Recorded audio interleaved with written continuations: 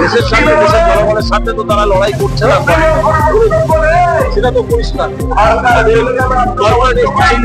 টাকা দিয়ে ব্যবসায় টাকা লাগিয়েছে, আমরা মানুষের স্বার্থে দেশের স্বার্থে আমাদের ত্রিজনাল অশান্তির ভাইজান দেশের স্বার্থে দেশের জনগণের স্বার্থে রাজনীতির ময়দানে এসেছে। আমাদের তিনি তার লড়াই সংগ্রাম সংবিধানকে সামনে রেখে করবেন, এটাই স্বাভাবিক।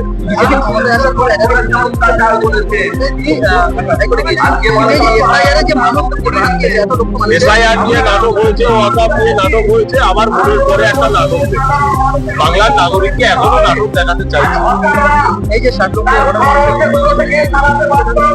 আন্দোলন করতে হবে, লড়াই করতে হবে, কথা বলতে হবে, আওয়াজ করতে হবে, মানুষের নির্বাচন কমিশনের দপ্তরে আজকে শান্তিপূর্ণ মিছিল, তারপরে আমরা এটা বলতে পারবো নামটা আশা করছি সংবিধান মোতাবেক দেশের নাগরিক, বাঙালি নাগরিক, স্বাধীনতা সংগ্রামী ঘরে সন্তান পাবে না।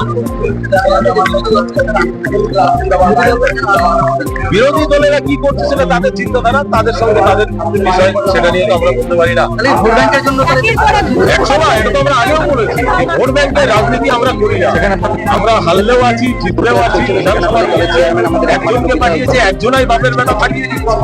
আর বাংলার আরো হাজার হাজার যুব সমাজ নাগরিক তারাও রাস্তায় নামছে।